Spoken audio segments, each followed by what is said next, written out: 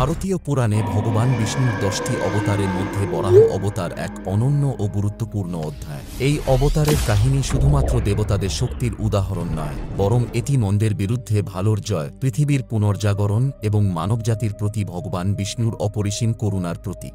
এই কাহিনীতে আমরা দেখতে পাই দেবতার এই তৃতীয় অবতারের মধ্যে আবির্ভাবের মূল উদ্দেশ্য এবং এক মহাকাব্যিক যাত্রার বিবরণ।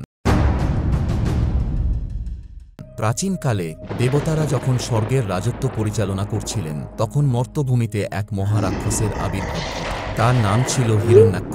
সে দৈত্য রাজা কশ্যপ ও দিতির সন্তান। কশ্যপ ছিলেন মহর্ষি এবং দিতি ছিলেন অসুরদের মাতৃস্বরূপা। এই বংশ থেকেই হিরণ্যাক্ষের জন্ম। তার জন্ম থেকেই সে ছিল অসীম শক্তিশালী, সাহসী এবং অহংকারী। হিরণ্যাক্ষের অহংকার এবং বিদ্বেষ ছিল তার পরিচয়ের মূল ভিত্তি। সে সব সময় দেবতাদের বিরুদ্ধে ষড়যন্ত্রে লিপ্ত এবং তার ক্ষমতার প্রদর্শন করতে মর্ত্যভূমিতে নানান ধরনের অরাজকতা সৃষ্টি করত। একদিন নিজের শক্তি প্রদর্শনের উদ্দেশ্যে হিরণ্যাক্ষ সমগ্র পৃথিবীকে ত্রিভুবনের জলে ডুবিয়ে দেয়। এই ঘটনাটি মহাবিশ্বে এক গভীর অরাজকতার সৃষ্টি করে। পৃথিবী তার মূল স্থল থেকে বিচ্যুত হয়ে সাগরের গভীরে তলিয়ে যায়, ফলে সমগ্র ব্রহ্মাণ্ডের ভারসাম্য নষ্ট হতে থাকে। এই বিপর্যয়ে দেবতারা চরম বিপদগ্রস্ত হয়ে পড়েন। তাদের রাজ্য স্বর্গ এই ঘটনায় প্রভাবিত হয়। ব্রহ্মাণ্ডে শৃঙ্খলা ফিরিয়ে আনার জন্য দেবতারা একত্রিত হয়ে ভগবান বিষ্ণুর শরণাপন্ন হন। তারা বিষ্ণুকে বললেন, হে সর্বশক্তিমান, আমাদের এই মহাসংকট থেকে রক্ষা করুন। পৃথিবী হারিয়ে গিয়েছে এবং হিরণ্যাক্ষ তার দখল নিয়েছে।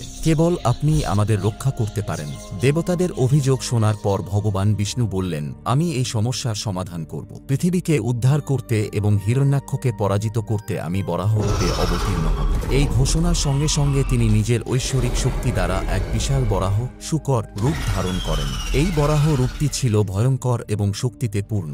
বরাহ রূপে ভগবান বিষ্ণু সাগরের গভীরে প্রবেশ করেন। তার গর্জন সমগ্র ব্রহ্মাণ্ডে প্রতিধ্বনিত হতে থাকে। তার দেহ ছিল সোনার মতো দীপ্তিমান, তার দাঁত ধারালো এবং তার শক্তি ছিল অপরিসীম।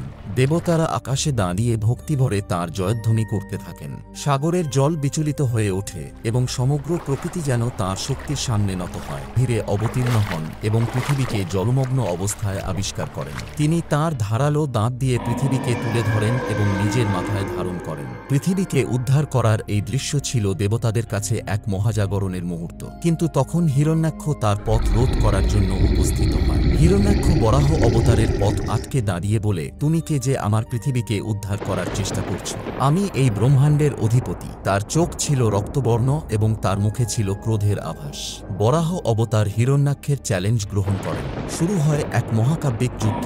এই যুদ্ধ ছিল দীর্ঘ এবং ধ্বংসমূলক। হিরণ্যাক্ষ বিভিন্ন অস্ত্র ব্যবহার করে বরাহ অবতারকে আঘাত করার চেষ্টা করলেও তার উপর তার কোনো প্রভাব পড়েনি।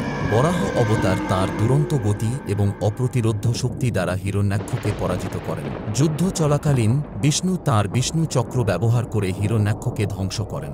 বধ করার পর বরাহ অবতার পৃথিবীকে তাঁর দাঁতে ধারণ করে পুনরায় তার সঠিক স্থানে স্থাপন করেন। এই ঘটনার মাধ্যমে ব্রহ্মাণ্ডে পুনরায় ভারসাম্য প্রতিষ্ঠিত হয়। দেবতারা আনন্দে বিষ্ণুর জয়ধ্বনি করেন এবং তাকে ধন্যবাদ জানান।